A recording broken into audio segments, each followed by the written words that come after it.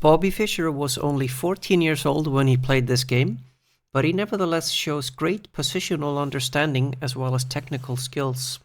Fischer starts with his favorite move e4, and we have the Sicilian defense, so all pretty-standard at the start. When after knight c3 a6 we have the Najdorf variation, very popular. And Fischer plays bishop c4, which is actually named after him, the Fischer Attack, and also known as the Sozin Attack, aiming straight for f7. So black switches to a chevening-in type of position with his e6 move, e6 and d6 pawns, Fischer castles, and bishop d7. Bishop b3 is a natural move because the bishop was unprotected on c4 and was gonna be attacked sooner or later. Knight comes out, bishop, and nothing special happening here. But now f4 is Fischer's plan to undermine the e6 square. So Fischer already has the bishop on b3, so his plan is to push the f pawn up to f5 to create a weakness on e6 and also get some attacking chances along the f-file for his rook and so forth. So he does go for f5 here, and after knight takes d4, takes b5, a3. Black now decides to close the position up with e5, but it does create also an additional weakness on the d5 square. So I guess Fischer is happy with this. Bishop b3. Now bishop c6, attacking the e4 pawn. So Fischer plays knight d5, and we have a series of exchanges here on d5 like this. Queen takes, threatening the rook on a8. So rook c8. Fischer plays c3. The most interesting part of this game is the endgame that we'll see a little bit later on. Black now offers a trade of queens. Fischer declines for the time being with queen b7, but after queen c6 he doesn't mind swapping queens and does just that because he has to actually. And now Fischer is a little bit better developed, so he opens up the position with a4. It's a very logical move to activate his rook on the a-file, and black logically sees that he doesn't need to castle, so he plays king d7, centralizing his king and activating his rook on h8. So now Fischer of course takes to get his rook active up on the 7th rank. Rook c7, rook f to a1, rook b8. So now all rooks are pretty active, and Fischer brings his king, rook b7, and we have a trade of rooks like this. King comes a little bit closer, bishop d8, king comes to the center, h6, and rook a8. So Fischer is a little bit better here. I'll explain in a moment why that is, and he's gonna want to trade rooks soon, so we'll see that happening after h5, b4. Just clamping down that pawn on b5, but also getting ready to create a passed pawn on the queen side, which we'll see very shortly. So now rook g8, just testing the waters a little bit. Rook f8, threatening another pawn, which he defends with king c6. And now this moves c4. So this is how Fischer creates a passed pawn on the queen side, which will be very dangerous, as you'll see later on. Rook d7, rook a8. Now we have an exchange of pawns here. Rook c7, and now Fischer forces the trade of rooks with his move rook a7, because if you play rook c8 then the pawn on f7 falls, so this forces the trade of rooks, and the game goes like this. But now look at the b pawn. This is a pawn that is extremely dangerous and basically unstoppable, as we'll see very shortly.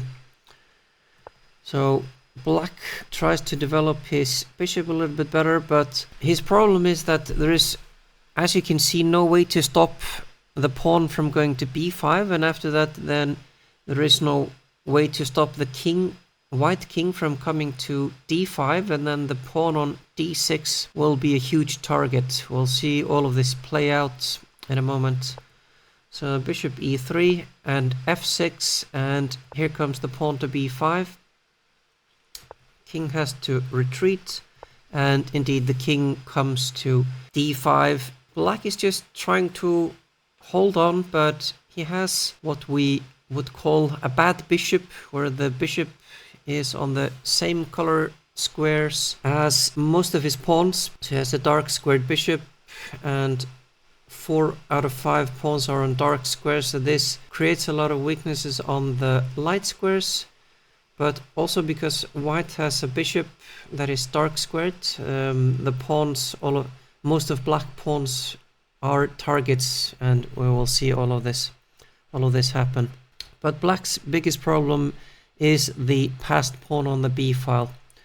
So after bishop a5, white plays bishop a7. He's already threatening to push the pawn, and yeah, not much you can do to stop that.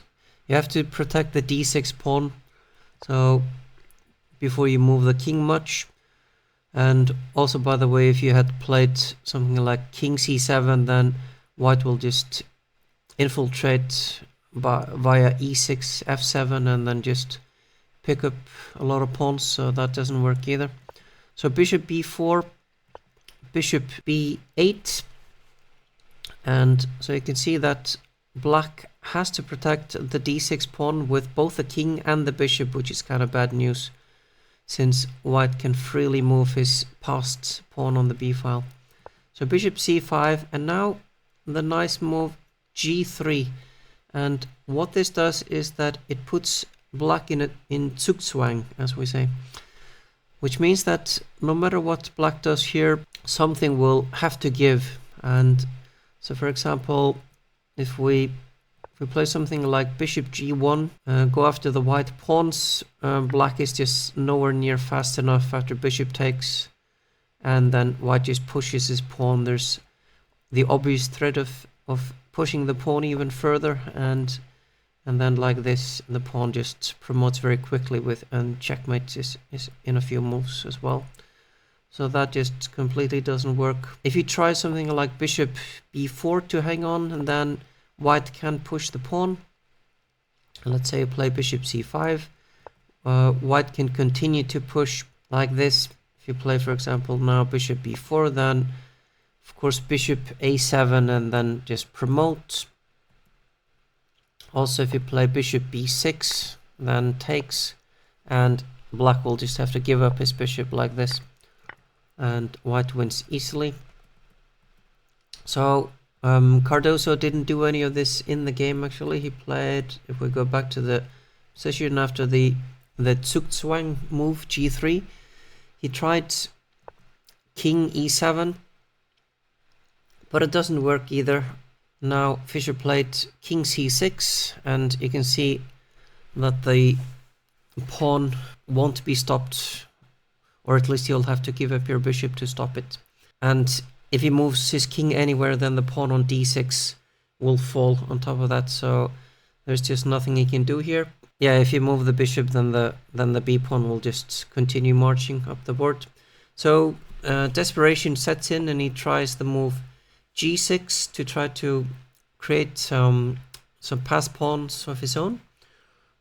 Fischer takes, and now he plays f5, and this is where Fischer shows excellent technique. He could have actually won by taking on f5, and after e4 he can simply stop this pawn, for example with bishop c7, and if you keep pushing the pawn, then bishop a5, and white is winning. But Fischer didn't do that actually. After the move f5, he played an even better move. He played the move bishop takes d6, sacrifices his bishop actually, and in this position Cardoso resigned, and I'll just show you quickly what would have happened had he not resigned. after the obvious reply, bishop takes bishop, there would have followed g7. So now you obviously have to play king f7, and then after king takes d6, white will queen first. For example, if you take this pawn, and then b6, take b7, e3, queen, and so forth.